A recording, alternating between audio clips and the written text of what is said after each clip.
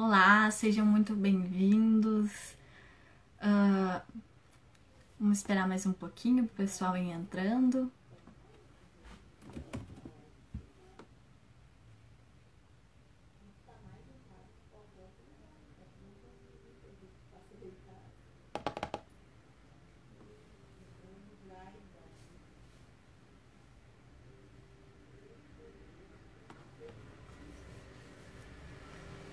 Bom, gente, vamos dar início então à nossa live da sessão especial do nosso curso de extensão em compliance da parceria IPA/aba. Bom, eu vou iniciar a fala de hoje me apresentando. Eu sou a Brenda, sou advogada, faço parte da Comissão Nacional de Compliance da Associação Brasileira de Advogados e da Comissão Nacional de Direito Eleitoral da Associação Brasileira de Advogados. Eu atuo com compliance eleitoral e partidário e vou lecionar o módulo de compliance eleitoral e partidário no nosso curso de extensão em compliance. Eu acho que eu vou iniciar dando algumas informações sobre o nosso curso. Nosso curso está com as inscrições abertas. As inscrições são feitas por meio do nosso e-mail, cncomplianceaba. Lá vocês também podem ter outras informações sobre valores, professores, como vai ser a organização do nosso curso, quais são as disciplinas lecionadas. É um curso com uma temática bem ampla, com uma tentativa de explanar várias áreas do compliance e gerar um conteúdo prático para os nossos alunos. Nós já estamos iniciando o envio de materiais e a realização de eventos para os alunos que já estão matriculados. Nós tivemos que fazer um adiamento do início das aulas em razão da pandemia, mas em agosto voltamos, se Deus quiser, com tudo normalizado. E, bom, vamos então ao conteúdo da nossa live. Hoje nós vamos falar sobre o módulo de compliance eleitoral e partidário. Como este módulo eu leciono sozinha, eu convidei uma querida amiga, colega, já do meu projeto de compliance eleitoral. O Instagram é compliance.eleitoral, se vocês quiserem conhecer um pouquinho. E essa minha querida amiga, advogada eleitoralista, aceitou fazer esse bate-papo para a gente já pontuar algumas questões sobre o compliance eleitoral e partidário, mais ou menos explanar o que vai ser visto no nosso módulo. Então, vamos iniciar a nossa conversa. Eu vou chamar ela para a gente poder interagir e começar as nossas falas. Só um pouquinho. Vou chamar a doutora Andréia.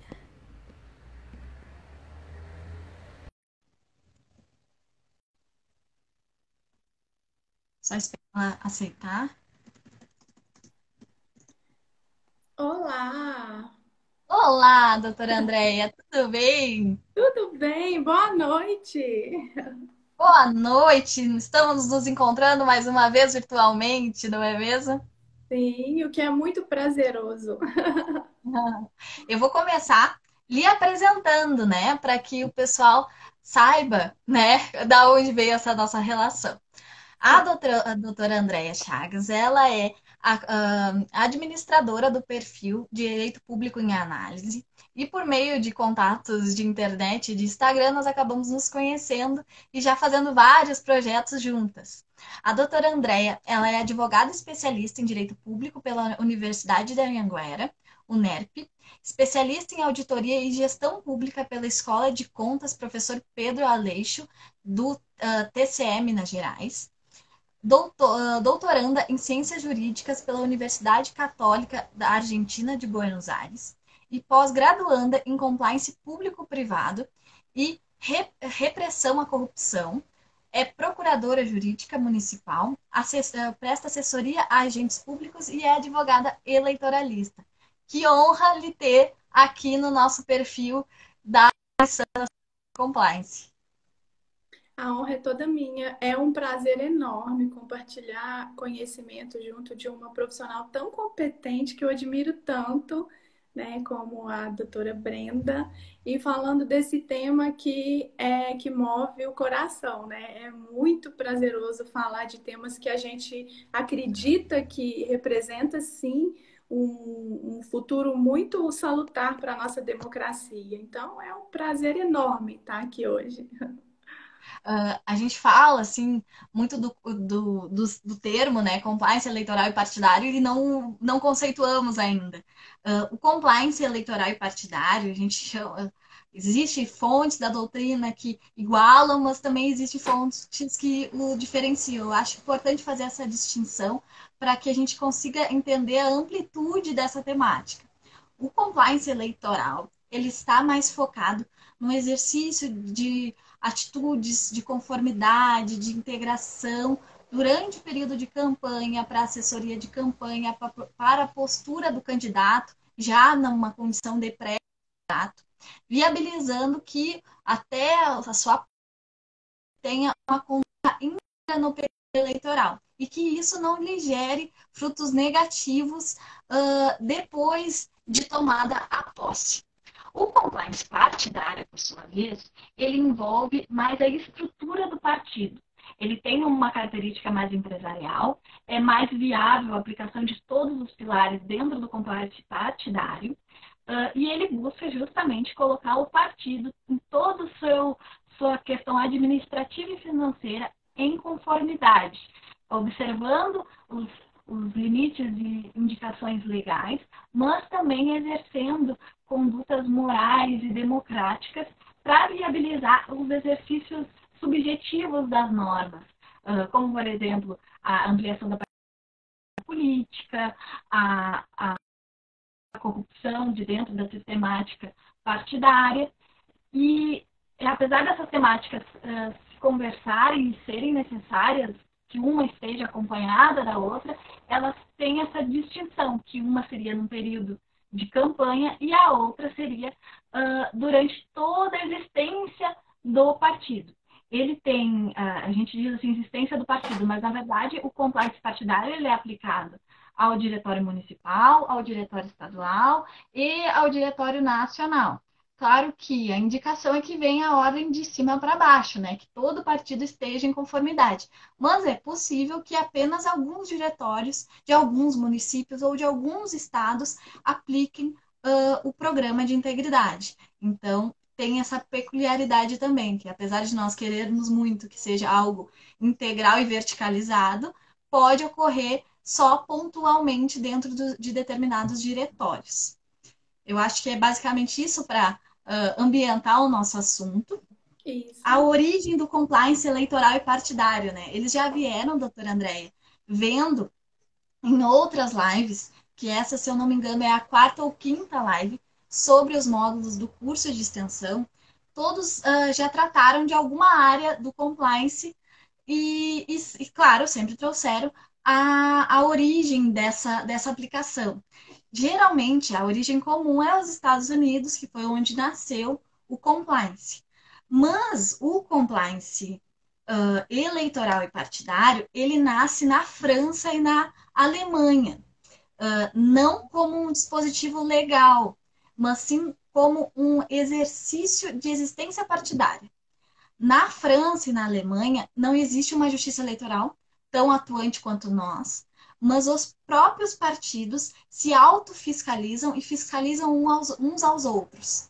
E nesse exercício de fiscalização, eles formaram um programa de integridade que viabiliza que façam a sua autocorreção e façam a autocorreção dos outros partidos rivais. Então, não existe uma normativa, mas o comportamento compliance dentro do ambiente partidário nasce nesse contexto jurídico da Alemanha e da França.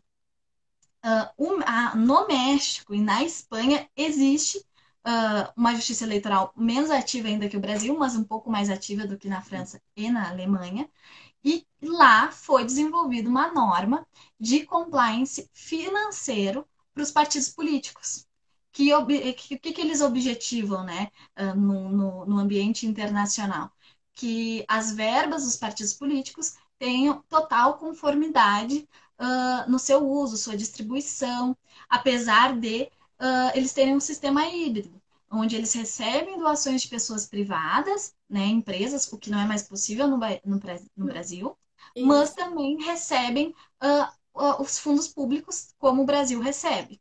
Então, eles exercem esse compliance no ambiente financeiro do partido. O que vai se distinguir do compliance que tenta se trazer no Brasil. Porque o Isso. compliance nacional ele é mais amplo. Ele não atinge só a questão financeira, ele atinge a conformidade desde o comportamento do candidato até as escolhas de bandeira do partido. É algo muito mais Mais amplo, amplo. efetivo. Eu acredito que esse movimento doutrinário é decorrente da nossa justiça eleitoral tão ativa, que é para que essas temáticas se conversem, né? Existe um projeto de lei, que depois a doutora vai comentar com muita excelência, mas o nosso projeto de lei, o seu embrião, foi extremamente amplo, buscando muita conformidade em todos os âmbitos do partido e do exercício da campanha. Claro que depois teve aquela emenda, mas aí depois a gente conversa. Mas, num primeiro momento, se tentou fazer no Brasil com essa ótica de expurgar a corrupção, expurgar a lavagem de dinheiro, garantir uma conformidade democrática no comportamento dos dirigentes partidários e candidatos, se tentou fazer uma visão muito mais ampla do compliance eleitoral partidário do que acontece internacionalmente. Eu acho que a gente, na América do Sul, nós estamos nesse movimento justamente porque no Chile, na Colômbia e na Bolívia estão tendo movimentos deste mesmo sentido, em ampliar o compliance eleitoral e partidário para questões extrafinanceiras, tratando questões de conduta partidária e posicionamento partidário. A gente sabe os problemas que o Chile, a Colômbia enfrentam na sua democracia e se justifica daí essa atuação ampla do compliance, como também se justifica no Brasil, né, pelo nosso histórico né, recente de corrupções, de lavagem de dinheiro. Então, é uma resposta doutrinária, uma tentativa legislativa de trazer uma conformidade verdadeira para o ambiente partidário. E eu acho que agora, nesse momento, a gente tem que entender o que é essa tentativa legislativa, né, doutora? Isso, exato. Eu acho importante a gente ressaltar que os partidos políticos, eles exercem um papel de grande relevância na consolidação da nossa democracia. Isso, por si só, já gera a necessidade de dar bons exemplos, né? Aliado a isso, nós temos aqui no Brasil que os partidos políticos, para o seu regular funcionamento, eles dependem quase que exclusivamente de recursos públicos, né, provenientes do fundo partidário e do fundo especial de campanha. Então, esse fato de depender quase que exclusivamente de recursos públicos impõe sim a necessidade de dar transparência a essa gestão desses recursos, né, de atuar com um combate mesmo efetivo da corrupção. A gente tem aí, desde 2013, com todos os efeitos da Lava Jato, né, aquele clamor social pelo fim da corrupção, pelo fim da impunidade, ninguém aguentava mais ouvir tantos escândalos, tantos problemas, e tudo isso envolvendo os nossos recursos, né? A gente que trabalha diariamente para movimentar tudo isso, né? E surgiu então a Lei Anticorrupção Empresarial, que já trouxe para as empresas particulares que cometam ilícitos contra a administração pública vários benefícios, né, quanto das penalidades. Então, eu penso que se uma empresa particular que possua algum tipo de vínculo com a administração pública já deve implantar esses programas de integridade, por que não os partidos políticos que vivem quase que exclusivamente às custas da administração pública e do erário, né? Então, esse é um ponto que eu acho que merece destaque, porque é uma necessidade premente a implementação do compliance partidário, né? Nós estamos falando de recursos vultuosos. O fundo especial e o fundo o fundo de campanha e o fundo partidário para 2020, nós sabemos que beira aí o montante de quase 3 bilhões de reais. né? E as normas que existem atualmente, claro, são efetivas, mas não estão sendo suficientes para combater a corrupção que infelizmente tem acontecido, né? Aliado a isso, eu vejo também um problema, a interpretação subjetiva das leis. As lacunas estão sendo interpretadas de acordo com a conveniência, e isso também deve ser mitigado pelo compliance. Então, com base em tudo isso, o senador Anastasia, aqui de Minas Gerais, do PSDB, ele apresentou no Senado um projeto de lei, é o 429, lá em 2017, Imagina. que visa exatamente a implementação do compliance partidário. Hoje a gente não tem lei que trata disso. Com a aprovação desse projeto de lei, que a gente acredita que aconteça o mais breve possível, vai Sim. trazer essa normatização necessária para cobrar dos partidos políticos que eles implementem políticas de integridade, né, de ética, de transparência na gestão desses recursos, tudo que todos nós queremos, né? A sociedade, ela clama por isso, né? Esse projeto de lei, ele já está tramitando aí há 3 anos, né? Teve bastante polêmica. Ele, como a doutora falou, ele aborda de um modo amplo o compliance, desde o posicionamento dos dirigentes, dos políticos, até o ponto principal ali da conduta na gestão dos recursos. E, assim, de um modo resumido, ele propõe a criação, como está hoje, desenhado hoje, né? Depois de toda a tramitação dos recursos, das emendas, ele propõe a criação de canais de denúncia, que eu acho extremamente importante, com a proteção dos denunciantes, né? Ele propõe a criação de auditorias constantes, extremamente importante para quem lida com recursos públicos. Ele propõe que os registros contábeis eles sejam feitos com informações precisas de todas as transações do partido. Esse é o ponto, na minha opinião, mais importante desse projeto de lei, porque informar de modo preciso todas as doações, inclusive aquelas mais vultuosas, todos os recursos, os gastos, né, com esses recursos. Esse é um dos pontos que eu destaco do PL 429. Além disso, também ele propõe a capacitação constante dos filiados, também é importante. A gente sabe que, gente, é tão sério isso. Às vezes a gente vê aí vereadores que se propõem a legislar, mas que não têm conhecimento da lei, do que eles se propõem a fiscalizar. Isso obsta o trabalho deles, é claro. Então, essa capacitação, partindo intrapartidária, ali de dentro do partido, ela vai trazer benefícios enormes, né? Eu vejo como um ponto muito importante essa tramitação, essa aprovação desse projeto de lei. Hoje, o status dele hoje é que está pronto para deliberação em plenário. Falta só incluir em pauta, desde janeiro. A gente sabe que tem toda essa questão da pandemia, que tem tomado a atenção do Congresso, né, do Senado especificamente, onde ele tramita, mas é uma necessidade premente que precisa da atenção dos nossos representantes lá. Esse projeto, ele tem alguns pontos que são muito criticados, algumas siglas e alguns representantes dessas siglas, eles alegam que essa implementação desse programa de compliance seria muito onerosa. Para conseguir o certificado internacional do ISO e até pela Controladoria Geral da União, isso seria oneroso.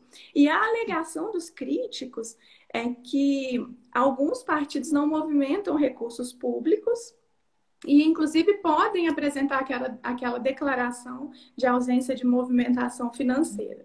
Na minha opinião, é uma crítica frágil, porque a gente sabe que quem faz a declaração de ausência de movimentação financeira são os diretórios municipais, e mesmo assim muito poucos. A maioria dos partidos hoje recebem sim verbas que seriam capazes de subsidiar essa ação tão importante, né, doutora?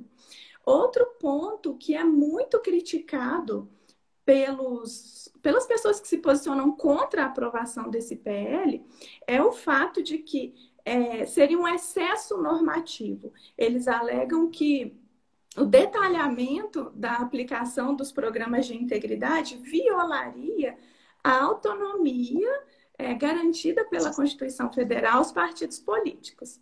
E aí Sim. eu faço uma analogia. Bom, eu trabalho em órgão público, né? A gente tem um excesso de detalhamento de normas que precisam ser respeitadas. Nós temos aí a necessidade de dar ampla publicidade a todos os atos, a todos os gastos, e isso não viola a nossa autonomia. Né? As prefeituras, né, que eu trabalho em prefeitura, a gente tem que dar publicidade, tem que respeitar vários dispositivos legais e os municípios continuam autônomos. Então, no meu ponto de vista, Claro, mais né? Legitima a tua posição, as tuas condutas. É algo que vai te legitimar, porque não vai ter por que questionar, né? exato. Então, eu acho que as críticas, aí, com todo respeito aos autores delas, não procedem. Esse PL ele é conhecido no meio político como uma vacina ética que visaria minimizar os efeitos da Operação Lava Jato, os danos que foram causados. O que gerou isso? Bom, o que a gente vê é um total desinteresse da população com a política e uma total descredibilidade com os políticos. Tudo isso graças aos enormes escândalos que aconteceram, né? Então, esse programa de integridade normatizado, ele vai trazer, na minha opinião, vai resgatar essa confiabilidade dos eleitores com a política, com os representantes. Então, ele é extremamente salutar, ele é premente. Eu creio que já demorou muito a essa tramitação. Eu torço para que ela seja finalizada com a aprovação do projeto já como está, e que isso já vai trazer, com certeza, grandes benefícios para todos nós, e o resultado final de tudo isso vai ser uma política mais íntegra, né? Menos corruptível, e é tudo que a gente quer. Eu só vejo benefícios, eu não consigo ver problemas quanto a isso, eu só vejo benefícios.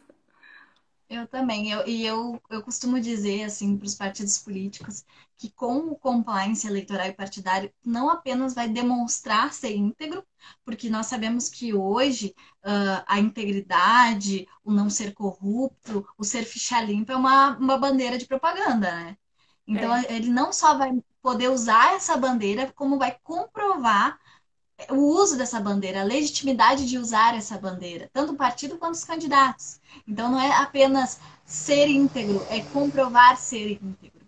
E eu acho que isso é muito valioso na nossa sociedade que está tão descrente das instituições, ter esse instrumento como o grande promotor de regularidade da instituição que, ao meu ver, é uma das mais relevantes para para a é a democracia, mais relevante para a nossa democracia e com uma das mais certeza. relevantes para a sociedade.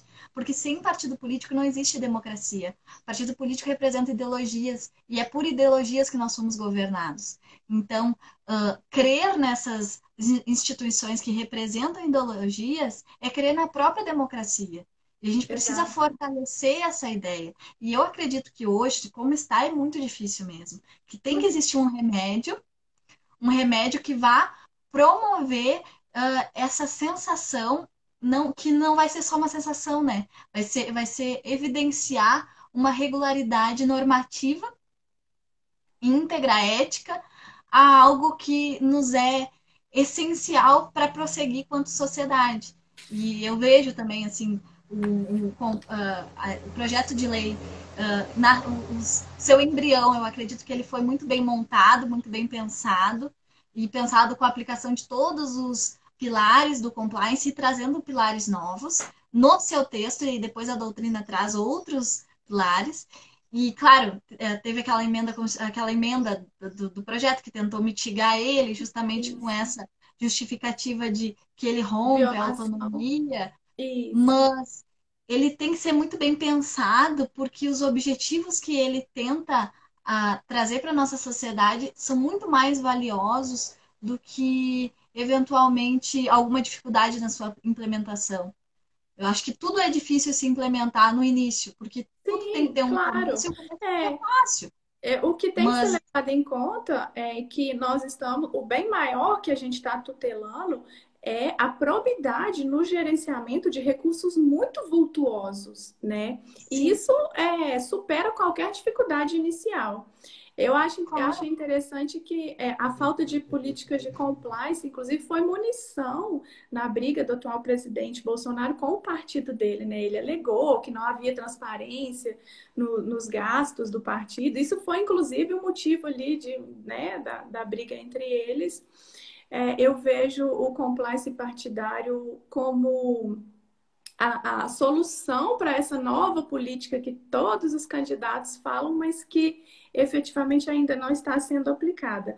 Ela traz os mecanismos de autocontrole para que o partido cumpra todos os anseios da sociedade, né, que ele gerencie esses recursos de modo transparente, que os próprios integrantes tenham uma postura mais transparente, mais ética, mais proba da forma como todos nós esperamos. Então, como eu disse, eu só vejo pontos positivos.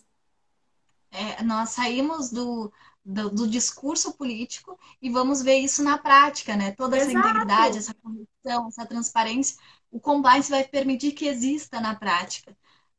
Eu acho que nesse ponto a gente fica falando dos pilares, né? E apresentando alguns pilares. Eu acho que vale a pena citar eles. No curso, Sim, a gente vai elaborar, vamos pensar neles com muito mais cuidado e zelo, mas claro, eu acho claro. que vale a pena citar eles, né? Existe, a doutrina aponta diversos pilares, mas o nosso projeto de lei traz 9 pilares e, além disso, traz mais 3 pilares específicos. Dentre esses nove pilares, o primeiro, que eu acho que é assim, o mais relevante para iniciar um trabalho de compliance, é o suporte, o comprometimento da alta administração. O que vem a ser o suporte e comprometimento da alta administração? No ambiente empresarial, é o acompanhamento da alta administração, da diretoria da empresa, nos atos que forem implementados durante a integração do programa na empresa. Então, assim, é estar junto, é mostrar o quanto esse programa é necessário, é agir em conformidade também. Então, assim, é mostrar, é aquela sensação que se tem, né? O exemplo vem de cima. Então, é Isso. demonstrar que está em conformidade e que tem que ser seguido esse exemplo. Dentro do ambiente partidário e eleitoral, mas muito mais, eu acho que o suporte da alta administração ele acaba tendo um viés muito mais partidário, vem a ser o comprometimento dos dirigentes partidários de cada diretório com todo o programa que vai ser proposto. Claro que a ideia da própria legislação digamos que a vontade dos eleitoralistas, dos compliance eleitoralistas, é que essa implementação seja verticalizada. Diretor Sim. nacional, estadual e Estadual, municipal. municipal. Mas, exato. Mas se não ocorre, se requer o suporte da alta administração e se entende como a alta administração, o diretório, o presidente, o vice-presidente, tesoureiro, já são os primeiros entes de uma alta administração que devem se comprometer com a implementação do programa. Essa questão do suporte da alta administração é tão relevante que vem a ser o primeiro inciso do artigo que prevê a implementação do compliance. Ele diz assim: comprometimento da alta direção de todos os órgãos partidários, incluindo os dirigentes partidários, conforme definido no Estatuto. Por que se diz isso, conforme definido no Estatuto? Porque tem mais uma peculiaridade do compliance eleitoral e partidário. A sua primeira ato de implementação é trazer no Estatuto Partidário um capítulo que trate sobre compliance.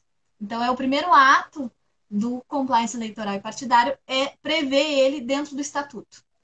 Que isso não se tem, geralmente se gera um novo estatuto, vai ser gerado um código de condutas, mas no primeiro momento é prever isso no estatuto, porque a gente sabe que o estatuto acaba suprindo muitas ausências legislativas, né?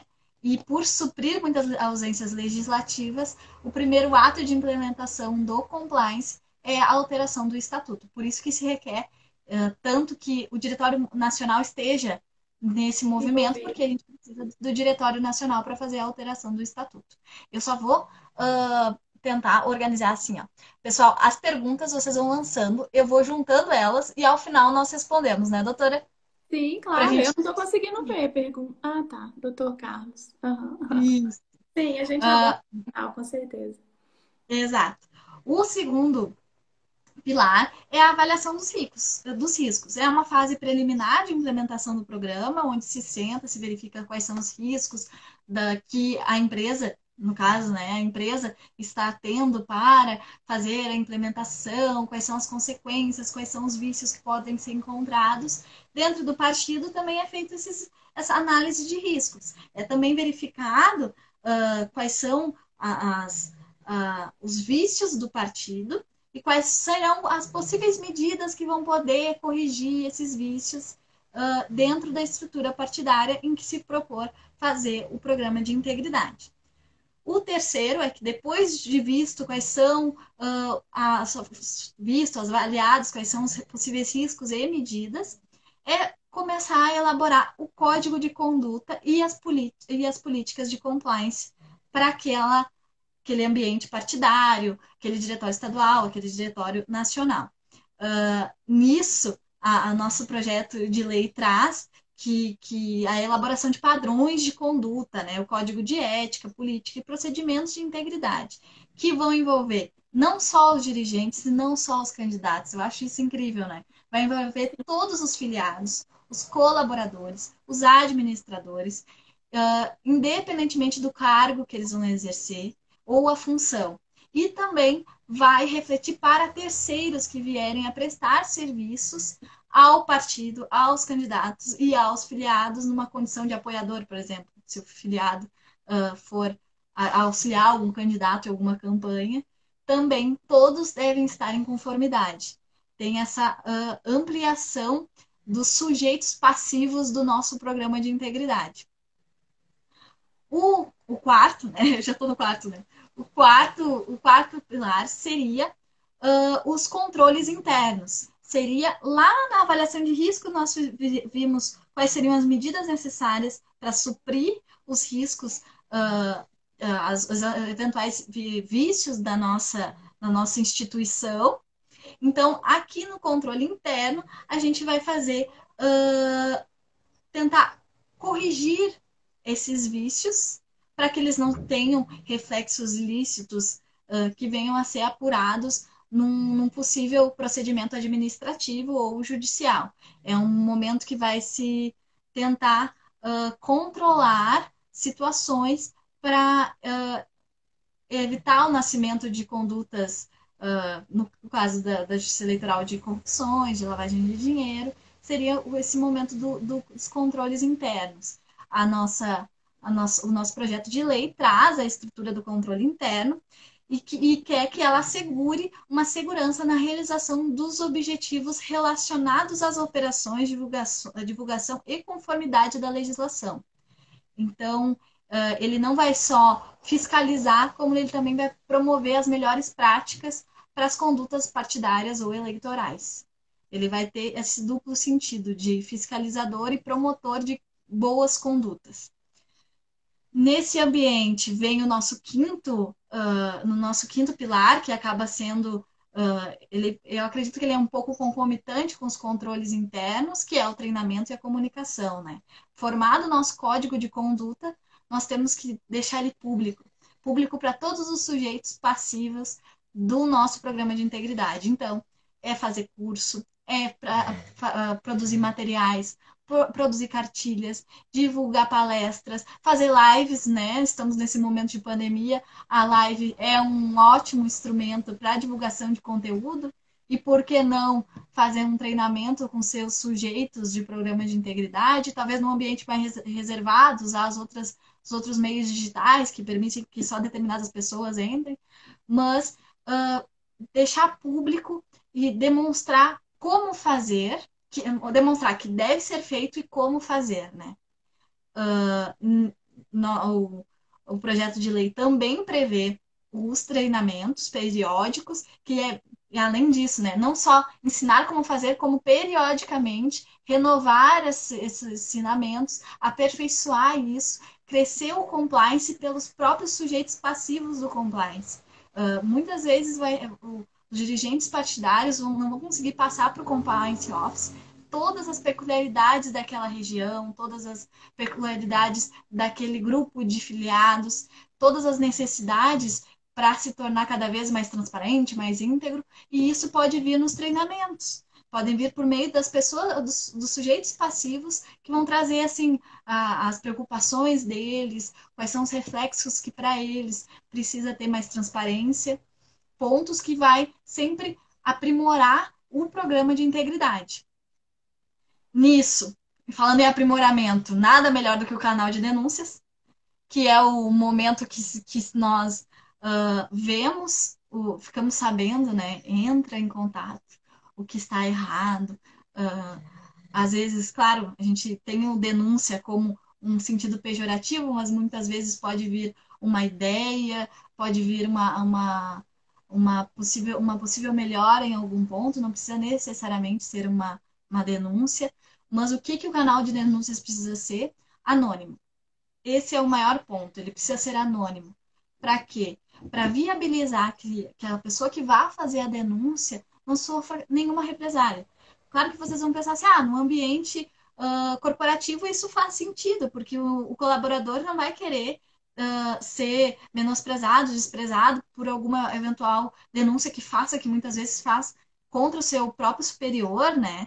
Daí vão dizer assim, mas doutoras, no ambiente interno, no ambiente partidário, qual vai ser o problema que a pessoa vai ter de divulgar a sua imagem? A gente não pode esquecer que um partido ele funciona como uma empresa, ele tem empregados. Tem muitas vezes as pessoas que cuidam da limpeza do diretório, tem as pessoas que cuidam do marketing do diretório, tem as pessoas do jornalismo, tem, além disso, seus próprios dirigentes partidários, porque a denúncia pode vir do secretário de comunicação em relação ao tesoureiro. Então, é essencial também que se guarde, seja anônimo esse canal, também no ambiente eleitoral e partidário. No ambiente partidário, a gente busca trazer integridade para o diretório, né? No ambiente eleitoral, ele também é possível aplicar dentro de um contexto da assessoria de campanha, quando verifica que alguns dos apoiadores não está tendo uma conduta tão em conformidade, vai utilizar o canal de denúncias para garantir que a campanha seja íntegra, né? Garantir que seja apontada a pessoa que está, de alguma forma, tentando burlar alguma normativa, alguma orientação, sem necessariamente expor a sua imagem e cansar a sua imagem dentro desse contexto de denunciar, né? Toda a investigação que vai vir posterior à denúncia, a gente sabe que isso cansa muito o denunciante. E para a gente não fazer com que o denunciante perca sua vontade, seu ímpeto de fazer a denúncia, é garantida o anonimato para ele. A nossa tentativa de legislação, nosso projeto de lei, também prevê o canal de denúncias de irregularidade e de preferência externa, amplamente divulgado. Ele tem que ser um canal muito acessível aos colaboradores, filiados, terceiros, com mecanismos de proteção ao denunciante, para garantir a sua boa-fé e o seu sigilo de identidade. Então, assim, também não vai ter, porque muitas vezes pode ser que a pessoa faça a denúncia também, com esse ímpeto de se promover através da denúncia, né? Então, também vai denunciar se for para colaborar com o programa. Não vai utilizar isso nem de uma forma negativa, nem de uma forma positiva, digamos, a imagem, né? Eu já perdi o número de qual pilar que nós estamos, mas é o pilar decorrente do canal de denúncias, que é as investigações internas, são procedimentos de investigação que muitas vezes nascem do canal de denúncias, que são realizados para verificar eventuais irregularidades e ilícitos, porque é necessário que a gente tenha essa ótica que nem sempre uma irregularidade dentro do ambiente empresarial, mas no ambiente partidário, vai ser um ilícito. Muitas vezes pode ser uma irregularidade não observar a ideologia do partido. Isso não é um ilícito, mas é uma irregularidade dentro de um partido político. E daí promover uma ideologia diversa ou promover um candidato que não é da sua...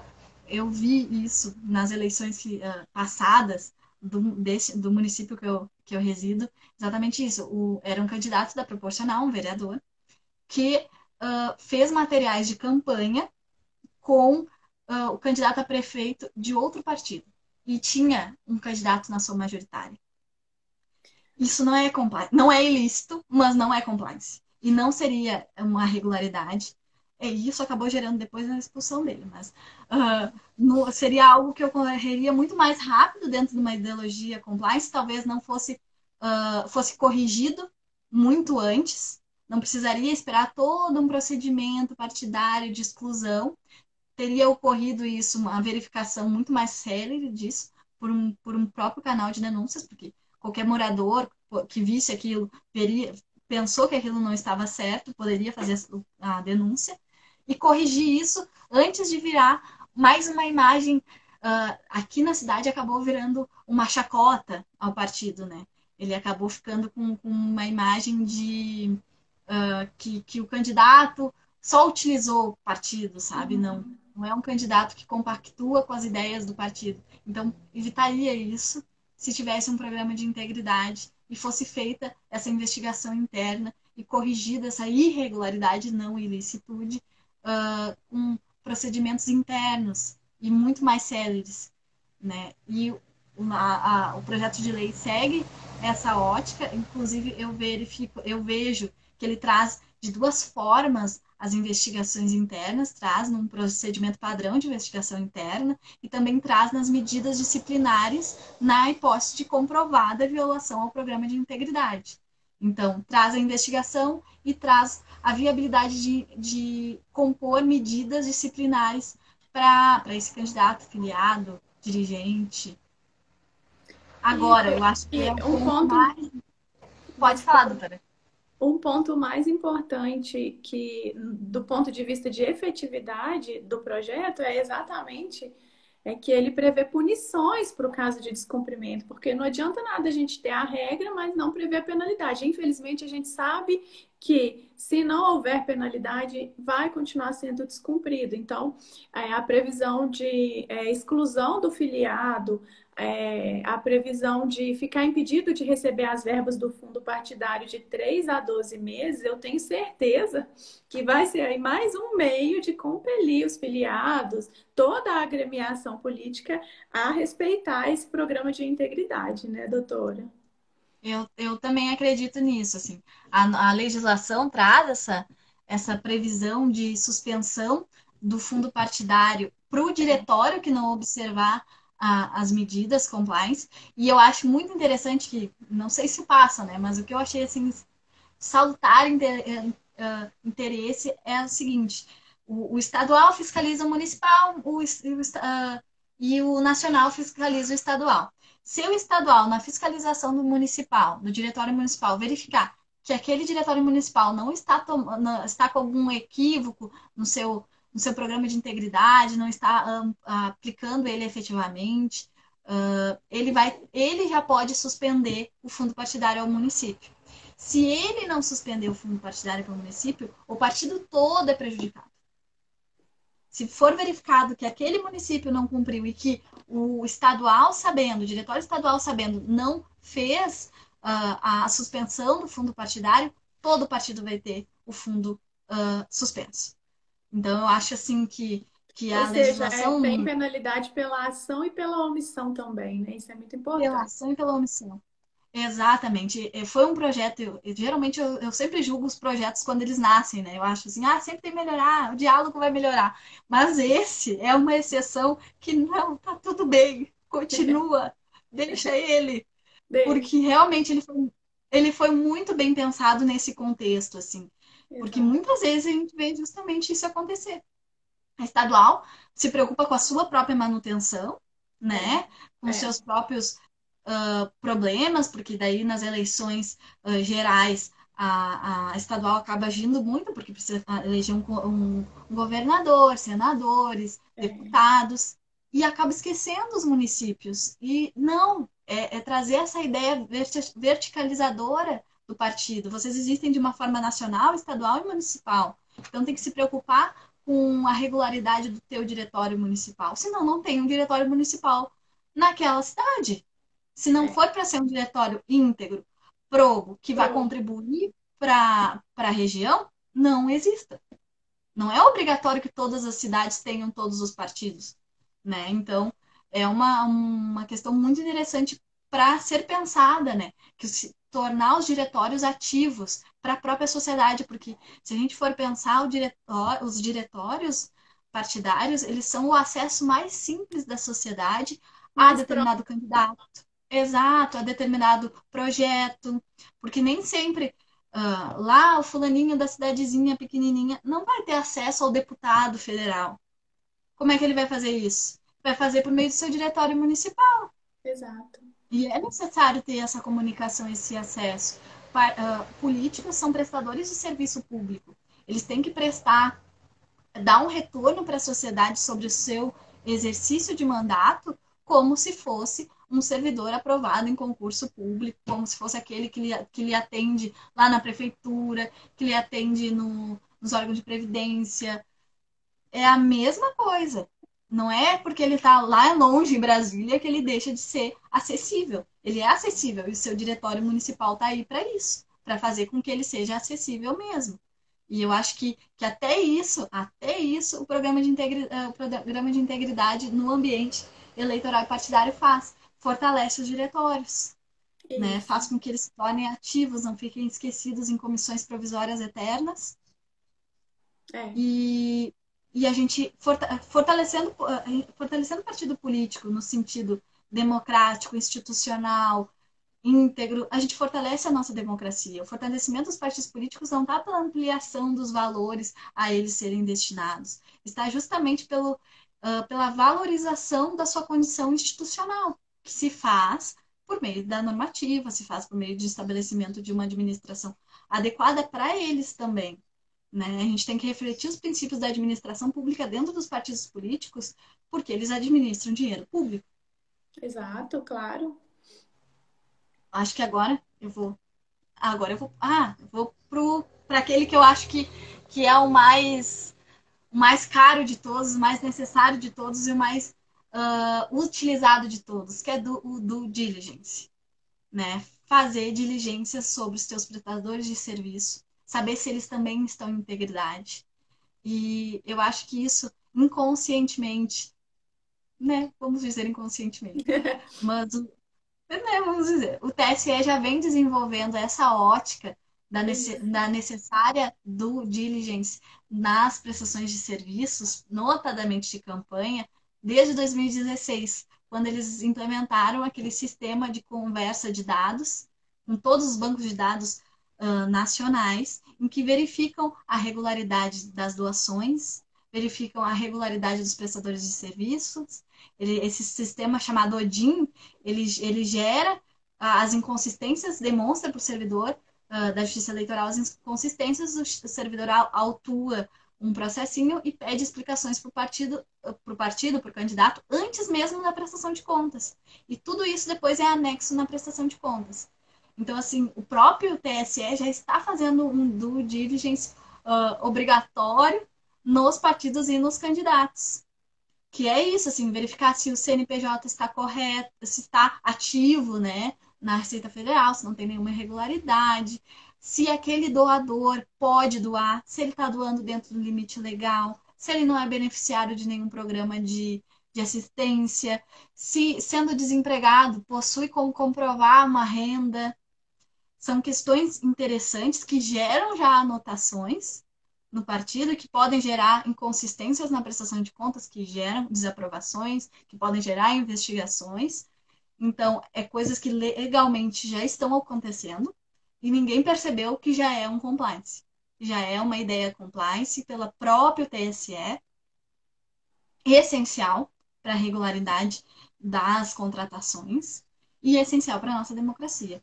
Porque legitimar o processo democrático já é legitimar o mandato, né? Claro, eu acho muito interessante essa ótica, assim, se tem alguma inconsistência durante a campanha, os votos, eles não, apesar do princípio da supremacia do voto, o voto acaba perdendo a sua força perante as irregularidades do candidato. Ontem eu estava fazendo uma live com a doutora Mônica E a gente estava falando justamente disso. A gente falava sobre a perda do mandato da chapa inteira no caso de Isso, inobservância da fraude a fraude à cota de gênero. e é justamente isso. Deixar de observar uma norma eleitoral durante o processo eleitoral faz com que o voto não seja válido. E isso é muito grave É muito dentro, grave. dentro de uma ótica eleitoral. É a coisa mais valiosa e a razão pela qual nós estudamos tanto é pelo voto, é pelo exercício do voto. E Exercício livre e perder, consciente do voto. exatamente, e por perder essas características de ser livre e consciente, que a irregularidade, a ilicitude faz com que perca essas Sim, características, o sim, voto acaba perdendo seu valor. sim. Então, A sua é algo legitimidade. exato. Então, é algo que já existe, né? E eu acho que, por último, até para lhe passar a fala, porque a pessoa é intermediadora que mais fala, né? O monitoramento e a auditoria, né? Que é isso, é continuadamente verificar a regularidade do seu programa de integridade. Nisso a gente já pode ver os pilares específicos, né? Do compliance eleitoral e partidário, que a própria legislação já traz, mas que a gente pode fazer uma análise, né, doutora? Sim, eu só acho que o nosso tempo vai cortar, né? Porque já Eu são. acho. Se você não se importar, a gente podia fazer outra junto, sim. Sim, claro. E Nós só temos a para ficar noite inteira bonitinho. para falar de compliance. Então tá, quem quiser nos acompanhar, a gente fica Então, muito feliz com nessa certeza. explanação toda descontrolada. É quando o assunto é bom, né? A gente nem vê o tempo É. mais. É Quer, verdade. quer começar outra para Vamos começar? começar. Os comprometimentos os pilares específicos, né? A gente tem o inicial, o básico, que seria o comprometimento dos filiados de toda a agremiação com o estatuto do partido, com o código de conduta que vier a ser criado, né? Isso tudo vai estar vinculado à necessidade de respeito com previsão de penalidades, o que é importante. Né? Como a gente já falou, infelizmente, só dessa forma que a coisa ganha a efetividade que é almejada no início. Além disso, também o fomento à participação das minorias. E hoje, quem são as minorias na política? Infelizmente, são as mulheres, né? A gente tem aí o que a doutora já falou, que é a necessidade de respeito à cota de gênero. A lei hoje determina, né, que o partido, quando entregar o DRAP para a Justiça Eleitoral, ele apresente os candidatos no máximo 70% de cada gênero e no mínimo 30% de cada gênero. E o texto legal fala em gênero, ele não fala em sexo. Mas como as mulheres são minoria, infelizmente, ficou conhecido como a cota feminina, que a gente sabe que na prática é sim muitas vezes violada, e o entendimento do TSE, agora já aplicável para 2020, essa decisão recente, né, de 2019, que vocês trataram ontem, ela fala que a fraude à cota de gênero vai levar à cassação da chapa toda. Então, esse comprometimento específico de fomento à participação feminina, de respeito, hoje a gente tem a necessidade de respeito ao índice de 30%, percentual de 30% dos valores referentes ao financiamento estadual de campanha ser destinado a mulheres. Aí eu já falo mulheres. E também 30% do horário eleitoral gratuito destinado a mulheres. Só acontece que existem algumas lacunas nessa interpretação subjetiva da lei. Eu acredito que o compliance vai acabar com isso, porque assim são muitas e acabam sendo interpretadas sempre para o lado mais benéfico à agremiação de maior força. Vou citar um único exemplo só das várias que existem. A gente sabe que a lei fala 30% do valor é destinado às mulheres. Mas então, se o partido X tiver uma candidata a prefeita e várias candidatas à vereança, e ele pegar esses 30% e destinar apenas à candidata a prefeita, vai continuar as candidatas à vereança sem um apoio financeiro. E o objetivo da lei, eu entendo que seja uma aplicação isonômica desses valores, né? Então, esse comprometimento com essa atuação isonômica né, no fomento à participação das minorias. Também tem a necessidade de publicidade dos atos, que é também esse pilar específico. Tudo isso vai trazer uma criação de uma cultura genuína de integridade, que é exatamente o que a gente quer, né, doutora? Exatamente. É essa ideia de trazer mais integridade possível em todos os âmbitos partidários e eleitorais. Eu até acho que a gente vai conseguir terminar a tempo, porque eu não Acho, comecei às 8, né? acho. Tá, então eu acho que o último pilar específico, que é um pilar mais novo de todos, Isso. e para o próprio compliance é novo, é a aplicação da lei de proteção de dados no compliance eleitoral e partidário. A gente sabe que os partidos e os candidatos, eles administram muitos dados pessoais, muitos dados Sim. sensíveis que já estão submetidos à Lei Geral de Proteção de Dados. E por administrar esses dados, dados de filiado, dados de doadores, dados que Patrimônio. envolvem patrimônio, como eles têm essa administração muito grande de dados, eles têm que ter uma responsabilidade pelo uso dos dados e o compartilhamento desses dados. Esse pilar ele requer um desenvolvimento de uma ideologia que faça com que não se use os dados além do que é permitido pelo seu titular, faz com que se evite candidaturas laranjas só utilizando o banco de dados, se evite doações frias. É um pilar muito específico e muito. Eu vejo ele assim, muito que ele conversa muito com o direito eleitoral e que ele era muito necessário, né? Até para justamente mitigar as irregularidades de campanha, né? Os registros de candidaturas laranjas, as Laranjas. doações frias, né? Que utiliza o dado de uma pessoa para dividir um valor que quer receber, né?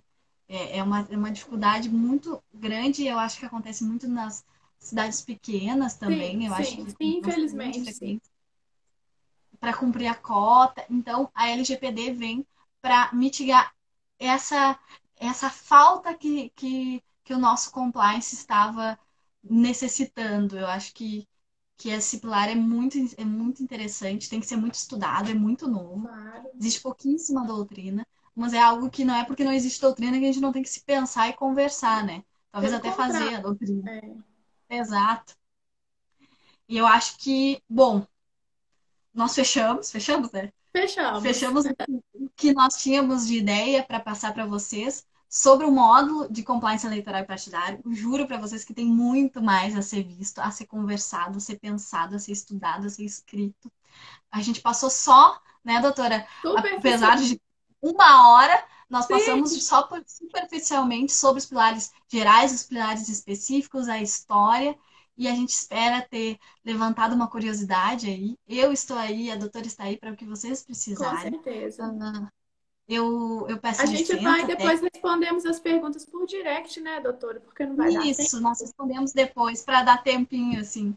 E eu vou agradecer imensamente, doutora Andréia, por, por mais essa parceria. Nossa parceria vem se estendendo desde o nosso perfil Compliance.eleitoral. Exato. E é sempre um prazer dividir qualquer espaço contigo. Foi um grande presente que a internet me trouxe. Eu digo E mesmo. agora um presente para todos que estão aqui e estiveram lhe assistindo.